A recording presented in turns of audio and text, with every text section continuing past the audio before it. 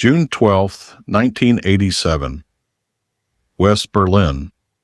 A concrete wall cuts through the heart of the city, dividing families, friends, and an entire nation. On one side, freedom. On the other, 25 years of communist rule. Beneath a gray sky, tens of thousands gather in front of the Brandenburg Gate, right up against the wall itself. On the eastern side, loudspeakers have even been set up so the guards and soldiers standing watch might hear what's about to be said. President Ronald Reagan steps up to the podium. He's 76 years old. He looks out at the wall, then turns toward it, speaking directly to the Soviet leader watching from Moscow. General Secretary Gorbachev, if you seek peace, if you seek prosperity for the Soviet Union and Eastern Europe, if you seek liberalization, come here to this gate. Mr. Gorbachev, tear down this wall. Some of Reagan's own advisors had pushed to cut that line before he ever stepped on stage. Too confrontational, they said. Too risky. Careful diplomats had spent decades choosing their words around this wall, like they were defusing a bomb. Reagan said it anyway, and it would go down as one of the defining moments of the entire Cold War. It's a strange kind of ending point for a man who spent most of his life nowhere near power at all. He wasn't born into money or politics. He was the son of an alcoholic shoe salesman who could barely hold a job, raised in a string of small, forgettable towns across Illinois. He spent years as a small-town radio announcer, and after that, a moderately successful actor who never quite became a star. Nobody who knew him in those early years, least of all Reagan himself, could have predicted where this was going. This is the story of how he got there. Ronald Wilson Reagan was born on February 6, 1911, in a small apartment above a general store in Tampico, Illinois, a town of barely 1,000 people, where horses still shared the streets with the occasional automobile. His father, Jack Reagan, was a talented shoe salesman with a gift for storytelling and a serious drinking problem that cost the family stability again and again. The Reagans moved constantly through Ronald's childhood, chasing whatever job Jack could find next. His mother, Nell, was the opposite. Deeply religious, endlessly patient. The one who held the household together and taught her sons that people deserved kindness regardless of their circumstances. Reagan later described coming home as an 11-year-old to find his father passed out drunk on the front porch, and having to drag him inside himself before the neighbors saw. It's the kind of moment that could have hardened a child into someone bitter. Instead, Reagan credited his mother's steady optimism with teaching him to see the good in almost anyone, a trait that would define his entire public life, standing in sharp contrast to the chaos he grew up in.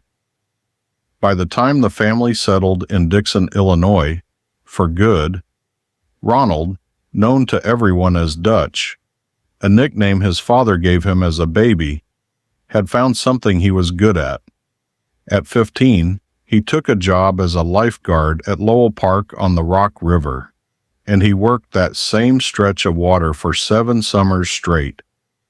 He kept a tally, cutting a notch into a log for every person he pulled out of the river, and by the time he left for college, he counted 77 saves. He was proud of that number for the rest of his life, and he'd still bring it up decades later as president. It was one of his first tastes of being the person people relied on. It clearly never left him. In 1928, he enrolled at Eureka College, a tiny Christian liberal arts school not far from home, paying his way through with scholarships, dishwashing jobs, and his lifeguard savings. He played football, acted in student theater for the first time, and in his freshman year joined a protest against the college's plan to cut courses and lay off faculty, even helping deliver one of the speeches that rallied the student body. It worked. The college president resigned. It was a small campus drama in the middle of nowhere, Illinois, but it was the first time Ronald Reagan stood in front of a crowd and moved people to action. After graduating in 1932, in the teeth of the Great Depression, Reagan went looking for work in one of the only industries still hiring, radio. He landed a job at WOC in Davenport, Iowa, and soon moved to a bigger station in Des Moines, calling Chicago Cubs games. There was just one catch. He wasn't at the games. The play-by-play arrived over a telegraph wire in short bursts of code, and Reagan's job was to turn those fragments into a full broadcast for a game he'd never actually seen. When the wire went dead mid-game, as it sometimes did, he couldn't just go silent on the air. So he'd improvise, inventing foul balls, stalling batters, whole minutes of imagined action, until the wire came back and he could pick up exactly where the real game had left off without the audience ever knowing the difference. It was, in its own strange way, his first real training in the exact skill that would carry him through the rest of his life, taking a handful of facts and turning them into a story people wanted to believe in. In 1937, on a trip to California to cover the Cubs' spring training, Reagan took a screen test almost on a whim. Warner Brothers liked what they saw and signed him to a 7-year contract. He was never quite a leading man on the level of a Clark Gable, but he was steady, likable, and reliable. The kind of actor a studio keeps working. He'd go on to appear in more than 50 films over the next 2 decades. His breakthrough came in 1940, playing dying Notre Dame football star George Gipp in Knute Rockne, All-American. The role was small, but it gave him a line and a nickname that would follow him for the rest of his life. Win one for the Gipper. Decades later, political supporters would still be chanting it back at him. When the United States entered World War II, Reagan wanted to serve in combat, but his eyesight was too poor. He was famously nearsighted, testing well below the standard for frontline duty. Instead, the Army assigned him to its 1st Motion Picture Unit, where he spent the war narrating and starring in training and propaganda films. It wasn't the story some of his contemporaries came home with, and he knew it, but it reinforced something he already believed. A well-told story could move people faster than a stack of written instructions ever could. It also gave him his first real taste of institutional leadership. After the war, he was elected president of the Screen Actors Guild, a turbulent job to hold, with Hollywood gripped by anti-communist paranoia, blacklists, and congressional investigations. Reagan, as Union president, found himself testifying before the House Un-American Activities Committee about communist influence in the industry. It was a crash course in exactly the kind of political maneuvering he'd spend the rest of his life mastering. His personal life was shifting too. His marriage to actress Jane Wyman ended in divorce in 1949, in part, reportedly, because Reagan's growing interest in Union politics bored her. A few years later, he met actress Nancy Davis, and the two married in 1952. His politics were shifting just as dramatically. Through the 1950s, Reagan hosted General Electric Theater, a television anthology show that also had him touring GE factories, giving speeches to tens of thousands of workers. It exposed him to a national audience for the first time and sharpened his views on limited government and free enterprise. By the early 60s, the lifelong Democrat had become a Republican. In 1964, he delivered a nationally televised speech supporting presidential candidate Barry Goldwater, a speech that became known simply as A Time for Choosing. Goldwater lost badly. Reagan's speech didn't. It raised over $1 million for the campaign in a single night and instantly marked him as a political star in his own right. Within 2 years, he wasn't just backing politicians anymore. He was one. In 1966, running as a political outsider against a two-term Democratic incumbent, Reagan won the race for governor of California in a landslide. His timing dropped him straight into one of the most turbulent periods in the state's history. Anti-war and student protests raged at Berkeley, and in 1969, a violent clash over a plot of university-owned land known as People's Park left one bystander dead and dozens injured after Reagan sent in the National Guard. It made him a hero to conservatives and a villain to the left. And either way, it made him a governor famous nationwide for refusing to back down. He won re-election in 1970 and served 2 full terms, quietly building the case that the small-town radio announcer turned actor might be ready for something much bigger. In 1976, he tested that case directly, challenging sitting President Gerald Ford, a member of his own party, for the Republican nomination. Incumbent presidents almost never lose their own party's nod, and Reagan entered as the underdog. It became one of the closest nomination fights in modern Republican history, with delegates split down to the wire before Ford held on by a razor-thin margin. It was a painful defeat. Reagan didn't treat it like one. His closing speech at that convention was, by many delegates' accounts, the most memorable moment of the entire event. And rather than fading out, he spent the next 4 years crisscrossing the country, sharpening a message for a nation he sensed had lost confidence in itself.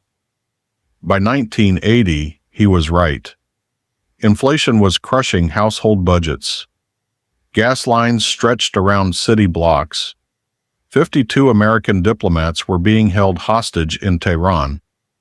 And every night, television broadcasts counted the days out loud. Jimmy Carter looked exhausted by the weight of all of it. Reagan's campaign came down to one question, asked plainly, over and over: "Are you better off than you were 4 years ago?" Millions of voters answered for themselves. He beat Carter in a landslide, and at 69 years old, became the oldest man ever elected president. Barely 2 months into his first term, on March 30th, 1981, it nearly ended before it had really begun.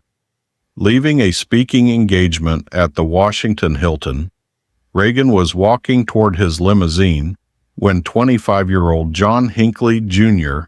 opened fire from the crowd. 6 shots in under 2 seconds. One bullet ricocheted off the limo and struck Reagan under his left arm, collapsing a lung and lodging an inch from his heart. He didn't even realize at first he'd been shot. He thought a Secret Service agent had broken his ribs shoving him into the car. By the time they reached the hospital, he'd lost more than half the blood in his body. Even being wheeled into surgery, he couldn't resist a joke, telling the doctors he hoped they were all Republicans. To Nancy, he said something simpler: "Honey, I forgot to duck." He survived, and within a month he was back at work. The country, having just watched their new president crack jokes on the edge of death, fell for him almost instantly.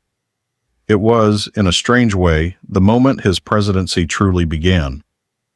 Reagan came into office with a clear economic philosophy, built on 4 ideas: cut taxes, cut regulation, slow the growth of federal spending, and let private business do the rest. In 1981, Congress passed one of the largest tax cuts in American history. At the same time, Federal Reserve Chairman Paul Volcker kept interest rates brutally high to choke out inflation, whatever short-term pain it caused. The pain came fast. The country slid into a sharp recession in 1982. Unemployment climbed above 10%, and critics said the whole plan favored the wealthy while ordinary Americans absorbed the cost. Reagan didn't change course. By the mid-'80s, inflation had cooled, the economy had roared back, and his approval ratings climbed with it, carrying him to a landslide re-election in 1984. Economists still argue about how much of that recovery belongs to Reagan's policies versus Volcker's Fed versus the broader market. What nobody disputes is that the recovery, real or not, is what voters remembered.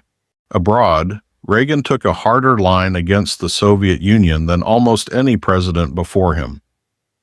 In 1983, he called the USSR an evil empire outright, rejecting decades of more careful diplomatic language. That same year, he announced a hugely ambitious missile defense program, quickly nicknamed Star Wars by the press, a proposal to shield the country from Soviet nuclear attack using space-based technology most scientists believed was decades away from working. Critics called it reckless and unrealistic.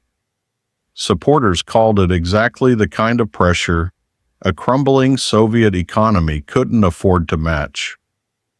Either way, it raised the stakes of the Cold War to a level not seen in years. Then in 1985, everything changed. A new Soviet leader came to power, Mikhail Gorbachev. Unlike his predecessors, Gorbachev understood the Soviet economy was buckling under the weight of decades of confrontation. Through reforms he called glasnost, openness, and perestroika, restructuring, he set out to modernize the Soviet system while easing tensions with the West. Nobody expected Reagan and Gorbachev to get along. Instead, meeting first in Geneva, the first face-to-face U.S.-Soviet summit in 6 years, the two men developed something close to a genuine rapport. They kept meeting: Geneva, Reykjavik, Washington, Moscow. In 1987, they signed the Intermediate Range Nuclear Forces Treaty, the first agreement in history to eliminate an entire class of nuclear weapons outright, rather than just capping their numbers. It was a stunning turn for a president who'd once called the Soviet Union evil to its face. But Reagan's second term nearly collapsed under the weight of a scandal his own administration had created.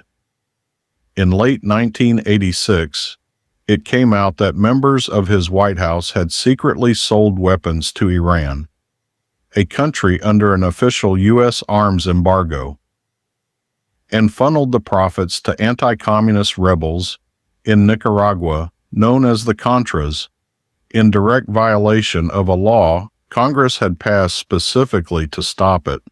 The Iran-Contra affair triggered congressional hearings, a criminal investigation, and a wave of resignations. For the first time in his presidency, there was serious talk of impeachment.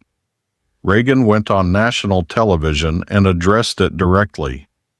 "The facts and the evidence tell me I'm not," he said of whether he'd personally approved the diversion. "But as the person in charge, I accept full responsibility." His approval ratings dropped sharply. Investigators never proved he'd authorized the illegal funding himself, but the scandal cast a shadow over his final 2 years that never fully lifted. And yet, almost in parallel with that unraveling, something else was happening. The thing this story opened with.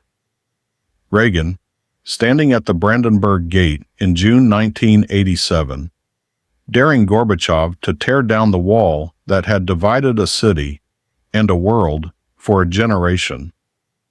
At the time, plenty of journalists shrugged it off as symbolism. Some called it needlessly provocative. History disagreed. Reagan didn't live to see it happen right away, but he didn't have to wait long. In November 1989, less than a year after he left office, the Berlin Wall came down. Crowds of East and West Germans tearing through it with hammers in their bare hands while the world watched. 2 years later, the Soviet Union itself collapsed entirely, ending the Cold War after more than 4 decades. Historians still debate exactly how much credit Reagan deserves, but few dispute that his defense buildup, his rhetoric, and his surprising partnership with Gorbachev all played a real role in bringing it about. The lifeguard's son from Dixon, Illinois, had ended up helping to close one of the defining conflicts of the 20th century.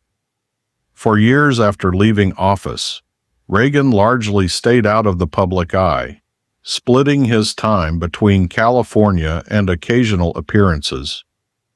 Then, on November 5, 1994, he made one final address to the American people, not a speech, but a handwritten letter, released publicly, announcing that he'd been diagnosed with Alzheimer's disease. He wrote it in the same plain, hopeful voice that had carried him through decades of public life, saying he hoped going public might bring greater awareness to a disease so many families were quietly struggling with. He closed with a line that read almost like the final scene of a movie he might once have starred in, that he was beginning the journey that will lead me into the sunset of my life, and that he knew, for America, there would always be a bright dawn ahead.